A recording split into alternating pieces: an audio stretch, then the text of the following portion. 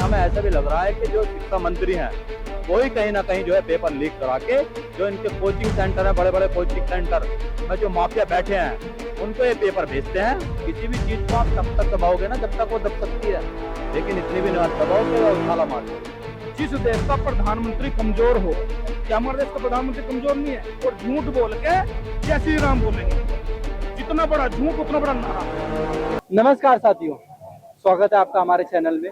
जिस तरीके से इस देश के हालात बनते जा रहे हैं, स्टूडेंट सड़कों पे आ रहे हैं। स्टूडेंट को जहाँ पे विद्यार्थियों को उनके विद्यालय में होने चाहिए, कॉलेज स्कूल में होने चाहिए, इस समय कैंपस में होने चाहिए, किताबों के साथ बैठे होने चाहिए, आज वो सड़कों पे है।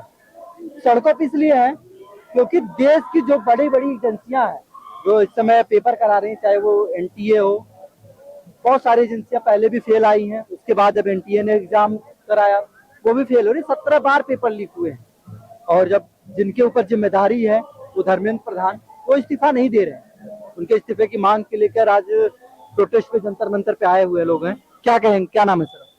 मेरा नाम आदेश प्रधान है जी। इस तरीके से आपने इंकलाब जिंदाबाद लगा रखा है नारा। बिहार में भी एक इंकलाब जिंदाबाद के नारे के साथ आवाज उठाई गई थी। सबसे पहले वो सड़कों पे आम जनमानस की आवाज उठाते थे। आप लोग स्टूडेंट हैं, शायद छात्रों की आवाज उठाने के लिए, क्योंकि आप एक इकलौते छात्र नहीं, 2 करोड़ों लोगों छात्रों ने पेपर लीक हुए हैं, पेपर नहीं दे पाए, वो नहीं आ पाए, उनकी आवाज बने हुए हैं आप लोग। क्या कहेंगे? उनको तो पागल घोषित कर दिया गया, पागल घोषित के बाद उनका एनकाउंटर हो गया, वो भी आवाज उठाते थे। आप लोग भी आवाज उठाते हैं और आप लोग को भी लोग कहते हैं कि आप लोग टपली वाले गैंग से हैं, कुछ जेएनयू से है जहाँ पे टुकड़े टुकड़े गैंग के लोग रहते हैं, नारे लगते थे। जो ऐसा कहते हैं कि ये डपली वाले हैं और जेएनयू वाले हैं, वो छोटी मानसिकता के लोग हैं। वो तर्कहीन व्यक्ति हैं जो ना किताब पढ़ते हैं और ना ही तर्कों पे बात करते हैं।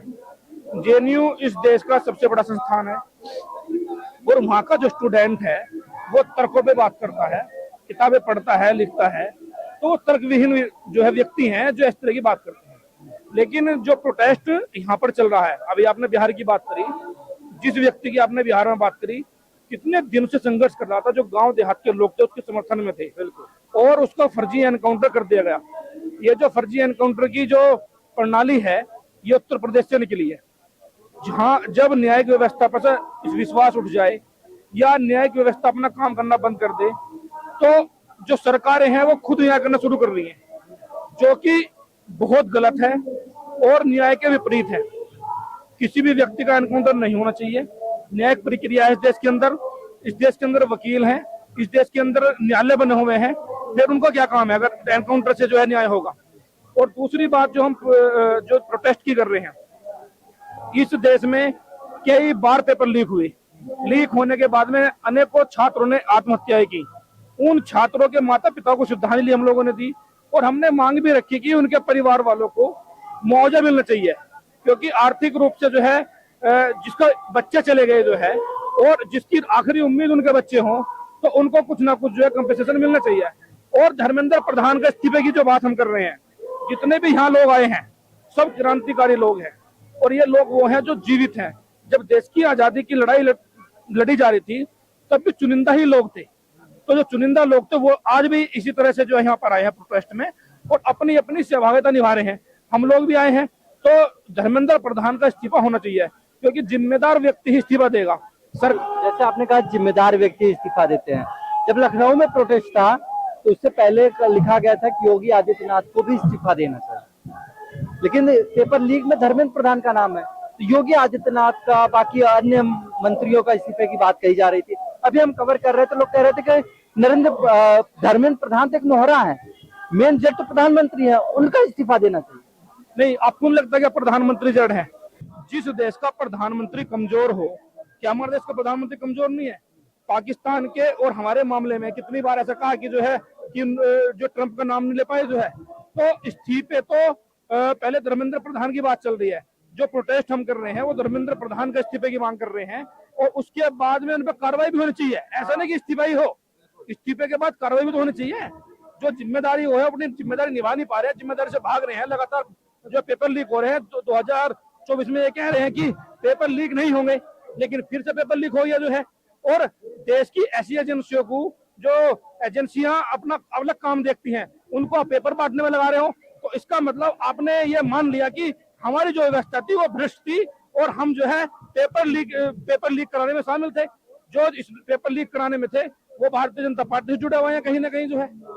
तो ये चीजें जो हैं देश में चल रही हैं। देश का नौजवान सड़कों पे है और अलग अलग राज्य में प्रदर्शन कर रहा है। यहाँ पर भी दूसरी बार हम यहाँ पर आए हैं और आने वाले समय में जब भी यहाँ पर कॉल होगी तो हम आएंगे और जो है जहां जहां भी आंदोलन होगा वहां पर जाएंगे। और अपने भी मेरठ में, जैसा मेरठ से हैं तो हम अपने मेरठ में भी अलग तरह से प्रदर्शन कर रहे हैं। क्या नाम है सर आप? मेरा नाम मोहम्मद दीपक है। क्या कहेंगे कि जिस तरीके से पेपर लीक की बात चली जा रही है, आए दिन मुख्यमंत्री योगी आदित्यनाथ का भी इस्तीफे की बात कही गई, धर्मेंद्र प्रधान के इस्तीफे की बात कही जा रही है, प्रधानमंत्री नरेंद्र मोदी के भी इस्तीफे की बात करी जो ऑफिशियली नहीं है, लेकिन क्या उसके बाद जो आप लोग सड़कों पे आ रहे हैं उसके बाद कह रहे हैं दो जनजेड एक नेशनलिस्ट और एक ये, और कह रहे हैं कि ये जो आप लोग विरोध प्रदर्शन कर रहे हैं ये राजनीति एजेंडा सेट कर रहे हैं। किसानों का आंदोलन हुआ था, किसानों को क्या कहा था उस समय? उनको खालिस्तानी बता दिया गया था। CNRC का आंदोलन हुआ था, उनको पाकिस्तानी बता दिया गया था, देशद्रोही बता दिया गया था। आज छात्र आंदोलन कर रहे हैं, इनको क्या बता रहे हैं? ये तो आपको मालूम है। तो जो भी सरकार के खिलाफ आंदोलन करता है उसको ये कभी नफरती बताते हैं, कभी देशद्रोही बता देते हैं। यानी अपना एक एजेंडा सेट करके जो उनकी जायज मांग होती है, जो उनका अधिकार होते हैं, उनको उसकी आड़ में छिपाने का काम करते हैं। लेकिन किसी भी चीज को आप तब तक दबाओगे ना जब तक वो दब सकती है, लेकिन इतनी भी नहीं दबाओ कि उछाला मार दो।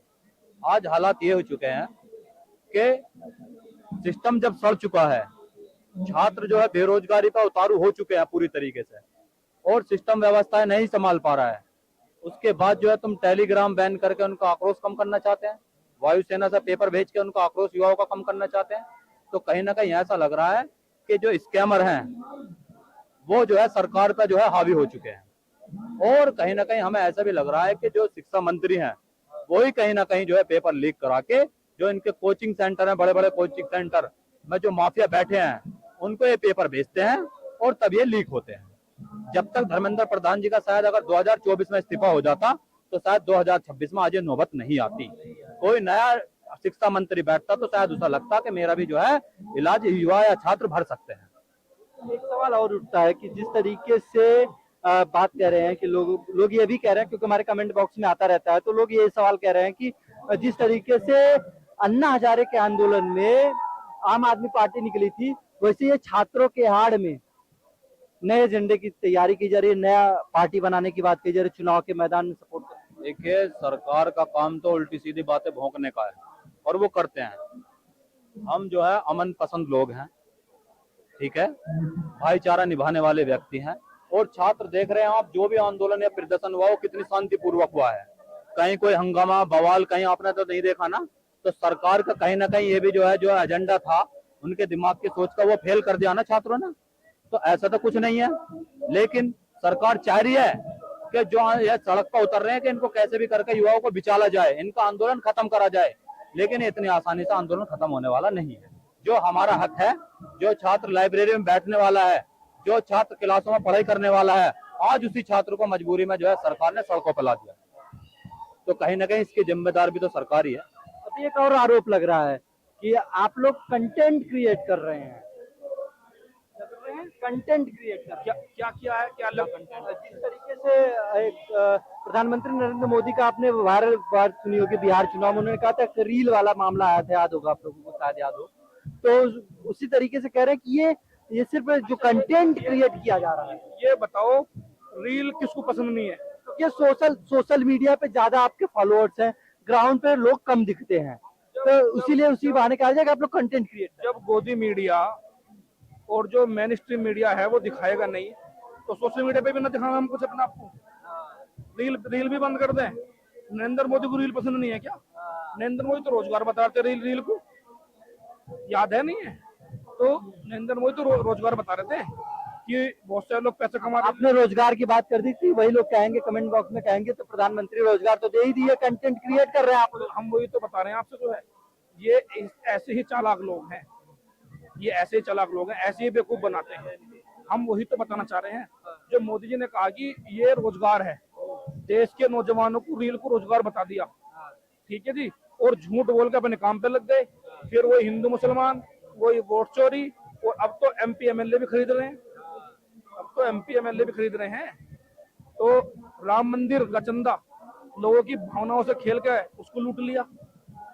कौन है उसमें? आरएसएस के लोग। उसमें योगी आदित्यनाथ ने साफ कहा है कि जो भी जांच होगी निष्पक्ष जांच होगी, एसआईटी जांच कर रही है, जो आरोपी है, जो दोषी है, जो उसमें पाए जाएंगे लिप्त, उनके ऊपर सख्त सख्त कार्रवाई की। योगी आदित्यनाथ जी, जो जमीन खरीदी गई थी पहले, जो कम दामों की जमीन थी वो अधिक दामों पे खरीदी गई, पहले उसकी जांच करा लो।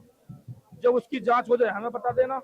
और जो ये जो बोलते हैं वो ये कभी नहीं करते, जो भी बोलते हैं कभी नहीं करते ऐसा जो है। तो जो लोगों की भावनाओं का चंदा था, ये इतने नालायक लोग हैं, ये इतने जो है निर्लज लोग हैं, ये उसको लूट ले गए, उसको लूट ले गए। मतलब जो हिंदुओं की भावनाओं पर आकर और हिंदुओं के चंदे को खा रहे हैं, ये ऐसे ऐसे निर्लज लोग हैं इस सरकार में। और फिर ऊपर से नारा लगाएंगे भारत माता की जय, जय श्री राम। झूठ बोलेंगे और झूठ बोल के जय श्री राम बोलेंगे। जितना बड़ा झूठ उतना बड़ा नारा, जितना बड़ा झूठ उतना बड़ा नारा। मतलब जय श्री राम का जो नारा है वो झूठा है। जय श्री राम का नारा तो पवित्र है। जय श्री राम या जय सिया राम हमारे गांव देहात में होता है जय सिया राम, यानी कि सीता का नाम राम से पहले आता है, ठीक है ना। तो हमारे गांव देहात में जो है सीता का नाम पहले आता है, राम का नाम बाद में आता है, महिला को पहले रखा जाता है। लेकिन ये लोग क्या कहें कि श्री तो लगा दिया है, श्री तो लक्ष्मी जी का श्री नाम। हम जब भी तो बता रहे हैं आपसे, जो है जय श्री राम मोहब्बत का नाम है। जय सीताराम, जय सिया राम, जय श्री राम, जय जय सिया राम। नहीं जय श्री राम आपने बोला। जय श्री राम जो है ना, ये एकदम से जो है जब आपको लगता है कि कठोर आता है इसमें जो है, तो जैसे झूठ बोलेंगे तो झूठ बोलते फिर जय श्री राम, झूठ बोला फिर जय श्री राम, झूठ बोला फिर जय श्री राम, ठीक है जी। इस बात पे कंट्रोवर्सी हो जाएगी, इस बात पे कंट्रोवर्सी हो जाएगी इस बात पे, क्योंकि देखिए श्री आप शायद पढ़े लिखे हो, आप पढ़े भी हैं। श्री मतलब सनातन धर्म में श्री मतलब लक्ष्मी स्वरूपा होता ही है। क्या नाम? नहीं सर इस बात पे कंट्रोवर्सी हो जाएगी क्योंकि आप बहुत बात विवाद कर रहे हैं। क्या नाम? मेरा नाम रविंद्र प्रधान है, मैं मेरठ से हूँ। क्या कहेंगे जिस तरीके से छात्रों का बार बार ये आरोप लग रहा है कि धर्म पेपर लीक हुआ है, वास्तविक में पेपर लीक हुआ है, छात्रों का दर्द है, धर्मेंद्र प्रधान के इस्तीफे की बात कही जा रही है। वहीं राजनाथ सिंह के साथ एक पुराना वीडियो वायरल हो रहा है जिसपे उन्होंने कह रहे कि यूपीए की सरकार नहीं है जहाँ पे मंत्री इस्तीफा दे दे। अब तो ये साफ, अगर उनके कहने की बात माने हम लोग तो ये साफ क्लियर है कि धर्मेंद्र प्रधान इस्तीफा नहीं देंगे। हाँ तो बेशरम तो लोग हैं ही, उनसे क्या क्या कहा जाए, क्या उम्मीद करी जाए उनसे? ये तो पूरा आंदोलन तो क्यों जाएगा, ये खदेड़े जाएंगे भाई। बेशरम आदमी तो खदेड़ा जाता है, भगाया जाता है भाई। शर्मदार आदमी तो एक बोल पे नहीं आता। आप अगर किसी को कह दोगे कि भाई यहाँ मत आना, यहाँ मत बैठना, तो नहीं बैठेगा। बेशरम आदमी कहेगा नहीं जाते हम, तो फिर अपेक्षा है उनसे लेके तो भगाने पड़ेंगे भाई, खदेड़ने पड़ेंगे। ये तो हराम की बचरी लोग है, ये तो भविष्य खा गए देश का, शिक्षा लूट के खा गए ये लोग। और जब इनसे ये बोले ना कि सर हमारे यहाँ बिजली नहीं आ रही, हम भूखे मर रहे हैं, तो नारा मारेंगे, निकल लेंगे। हम जो कहना चाह रहे हैं वो ये कह रहे हैं कि जब धर्म सबके हैं, सब मानते हैं, लेकिन धर्म की आड़ में धंधा करना वो गलत है। हमारे हम जो खिलाफ हैं उसके हैं जो धर्म के आड़ बनाकर धंधा कर रहे हो। आप धंधा मत करो। आप बिजली मंत्री से जब सवाल पूछा कि हमारे यहाँ बिजली नहीं आ रही, तो बोलो जय श्री राम।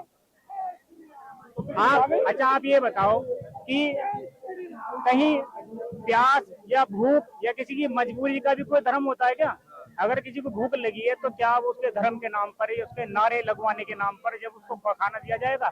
सबसे बड़ा इंसानियत होती है भाई, सबसे बड़ी इंसानियत होती है, ठीक है ना। और भूख प्यास का कोई धर्म ना जाति नहीं होती। अच्छा क्या कहेंगे जिस तरीके से राहुल गांधी पहुंचे हैं कोटा, राजस्थान पहुंचे, वहां छात्रों से मिले, उसके बाद उन्होंने कहा कि ये छात्रों से मिलने आए हैं, छात्रों की सभा है, छात्रों के लिए आए हैं, या तो कोई राजनीति एजेंडा सेट करने नहीं आए हैं। तो इनडायरेक्टली अगर हम बात करें तो डायरेक्टली या इनडायरेक्टली रूप से वोट बैंक की राजनीति वो भी कर रहे हैं क्योंकि वो पॉलिटिकल पार्टी है। और वहां पे छात्रों से क्या, छात्र आंदोलन है, छात्रों का झुकाव भी अब हो सकता है राहुल गांधी की तरफ जाए। देखो राजनीति करनी चाहिए, सही मुद्दों पर अगर राजनीति हो तो कोई दिक्कत नहीं है। और जब इस देश में सब कुछ हो ही राजनीति से रहा हो, एक पेन से लेके और एक दाल से लेके एक टीवी का, एक तमाम जितनी भी चीजें हैं उनका मोल भाव जो है राजनीति से हो रहा हो, और शिक्षा पर राजनीति होनी कोई गलत बात है। अगर राहुल गांधी शिक्षा पे बात कर रहे हैं तो ये सबसे अच्छी बात है कि देश का प्रमुख विपक्षी नेता शिक्षा की बात कर रहा है और उन छात्रों के बीच में जा रहा है जिन छात्रों से सरकार को डर लग रहा है, जिन छात्रों से खुद देख के सरकार के पसीने छूट रहे हैं, और राहुल गांधी वहां बिल्कुल आराम से उनकी बात कर रहे हैं और मजबूत तरीके से उनकी आवाज को उठा रहे हैं और फिर ये भी कह रहे हैं कि मैं तुमसे बात करने आया हूँ। ये कोई छोटी बात थोड़ी है। लेकिन कहीं ना कहीं जब अब ऐसे माहौल बन रहा है तो कॉकरोच जनता पार्टी का झुकाव राहुल गांधी या कांग्रेस की तरफ नहीं होगा? देखो, कॉकरोच जनता पार्टी अभी कोई पार्टी तो बनी नहीं है, ना कोई रजिस्टर्ड है, ये तो एक आंदोलन है और हम आंदोलन के रूप में इसमें आए हैं। हमको आंदोलन है, जैसे आपने कहा आंदोलन है कि जब आंदोलन हुआ था, अन्ना हजारे का भी आंदोलन हुआ था भ्रष्टाचार के लिए, तो आप आदमी पार्टी निकली, अरविंद केजरीवाल मुख्यमंत्री बने, जनता ने चुना उनको, लेकिन फिर उसके बाद भ्रष्टाचार में लिप्त हुए, दिल्ली सरकार गई, उनके ऊपर भ्रष्टाचार के बहुत सारे आरोप लगे। कहीं न कहीं इस आंदोलन के बाद जिस तरीके से नेपाल और बांग्लादेश की बात कही जा रही है उसकी स्थिति बना, हम अरविंद केजरीवाल की अगर बात करें तो क्या आपको लगता है कि उन पर आरोप को सिद्ध हो पाया? इस देश की न्यायिक व्यवस्था ने अरविंद केजरीवाल जैसे व्यक्ति को और उनके और तमाम मंत्रियों को जेल में भेज के और दिल्ली का चुनाव लुटवा दिया। आपको जेल भेज के और दिल्ली का चुनाव करा दिया, तो चुनाव हार गए वो। अगर अरविंद केजरीवाल या अन्य लोग बाहर होते तो चुनाव क्या हारते वो लोग जो है। और सही बात यह है कि अगर हम ये भी मान लें कि कॉकरोच जनता पार्टी भविष्य में पार्टी बनेगी या चुनाव लड़ेगी तो क्या दिक्कत है? नौजवान जो सही नौजवान पर क्यों बात कर रहा हो, अगर वो पार्टी बना रहा है, वो चुनाव लड़ना चाह रहा है तो ये तो लोकतांत्रिक प्रक्रिया है। जो देश में पार्टी बनेगी चुनाव लड़ो, क्या दिक्कत है उसमें जो है। लेकिन यही लोग कह रहे हैं कि आम आदमी पार्टी की बी टीम है, आम आदमी पार्टी की बी टीम है। देखो, ऐसा है, जब कोई आंदोलन शुरुआत होती है तो उस पर तमाम तरह के आरोप लगते हैं और आरोप लगने स्वाभाविक भी हैं, क्योंकि कहीं ना कहीं कोई ना कोई व्यक्ति किसी के साथ जुड़ा भी होता है, किसी के साथ फोटो भी रहता है उसका, तो ये स्वाभाविक है।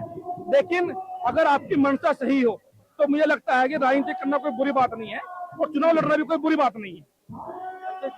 जैसे मान लीजिए धर्मेंद्र प्रधान इस्तीफा नहीं दे रहे हैं, अभी इस्तीफा दिए भी नहीं, अभी कोई ऑफिशियल उनकी तरफ से बयान भी नहीं आया है कि क्या बातें होगी, क्या नहीं होगा, क्या कार्रवाई होगी, क्या कार्रवाई नहीं होगा। लेकिन राहुल गांधी की तरफ से कह रहे हैं कि 1 साल के अंदर नरेंद्र मोदी भाग जाएगा। कहीं ना माहौल क्रिएट तो नहीं किया जा रहा बांग्लादेश और नेपाल वाले? ऐसा है, जो राहुल गांधी जी कह रहे हैं कि 1 साल में सरकार गिर जाएगी या मोदी जी चले जाएंगे, उम्मीद होगी उनको भी इस तरह की। क्या पता जो कांग्रेस में आजकल जो भारतीय जनता पार्टी है 50% तो कांग्रेस ही है, वो 50% तो कांग्रेस की तो लोग हैं उसमें, तो कांग्रेस से इधर में आए हैं वो। क्या पता वो सड़क सराय इधर आना चाह रहा हो, तो क्या पता कुछ परिवर्तन हो जाए। तो राहुल गांधी भी अपनी जगह सही सोच रहे होंगे, इसमें क्या दिक्कत है भाई? जब बीजेपी में कांग्रेस के सारे लोग जा सकते हैं तो क्या पलटी नहीं मार सकते क्या वो? ये विश्वास ही तो है और वो भी उम्मीद के साथ लड़ रहे हैं, तो क्या पता उन्हें उम्मीद हो कि भाई 1 साल बाद जो ऐसा हो सकता है। और रही धर्मेंद्र प्रधान के इस्तीफे की बात, ये इतने निर्लज लोग हैं, ये आसानी से इस्तीफा देंगे नहीं, क्योंकि पुरानी सरकारों में नैतिकता होती थी। यहाँ पर ऐसे ऐसे रेल मंत्री रहे हैं, अगर दुर्घटना होगी तो इस्तीफा दे दिया उन्होंने नैतिकता के आधार पर।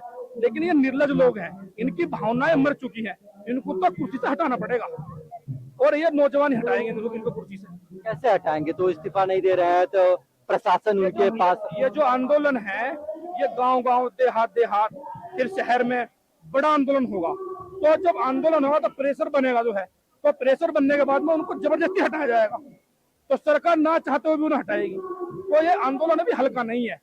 जो लोग सोच रहे हो कि आंदोलन बहुत हल्का है, ये नौजवानों की पीड़ा है। और अभी एग्जाम चल रहे हैं बच्चों के, हर यूनिवर्सिटी में एग्जाम चल रहे हैं। जैसे ही एग्जाम खत्म हो गए तुम देखना सड़कों पर जनसैलाब तुम्हें हर राज्य में मिलेगा। लेकिन एक सवाल और उठता है कि लोग कह रहे हैं कि आने वाले समय में चुनाव भी है, यूपी चुनाव, पंजाब चुनाव, अन्य राज्यों में चुनाव है, तो उस चुनाव को खराब करने के लिए, बीजेपी की इमेज को खराब करने के लिए ऐसे आंदोलन किए जा रहे हैं। बीजेपी की इमेज खराब करने की जरूरत है क्या? जिस देश में पूरा माहौल हिंदू मुस्लिम का बना दिया हो, वहाँ आप चुनाव की आपको लग रहा है कि बीजेपी की जो है इमेज खराब करने की जरूरत है? उनकी तो खुद ही इमेज खराब है। अरे वही हिंदू मुसलमान करके तो बंगाल जीत गए, बिहार जीत गए। तो वही तो कह रहे हैं, ये लोग अब समझ चुके हैं गांव देहात में। सबसे जो ज्यादा तबका है वो गांव देहात में बसता है। अब धीरे धीरे परिवर्तन आ रहा है लोगों में, लोग जागरूक हो रहे हैं। जैसे जागरूक होएंगे तो बीजेपी से खुद ही हट जाएंगे लोग। और परिवर्तन 100% होना है। अब नहीं होगा, लेट होगा, लेकिन होना जरूर है। ये जो तोड़फोड़ मचा रखी है ना कि इसको खरीद लो, उसको बेच दो, इसको खरीद लो, ये बहुत गलत प्रक्रिया है। लोगों की वोटों को आप खरीद रहे हो, आप लोगों की भावनाओं के साथ खिलवाड़ कर रहे हो। तो यही प्रक्रिया है। हम भी जो है आने वाले समय में जो है आंदोलन में अपनी सभा जैसे निभा रहे हैं भैया निभाएंगे आने वाले टाइम। चलिए और लोगों से बात करते हैं। इस पर क्या रहा है कमेंट बॉक्स में जरूर बताइएगा। देखते रहिए हमारा चैनल।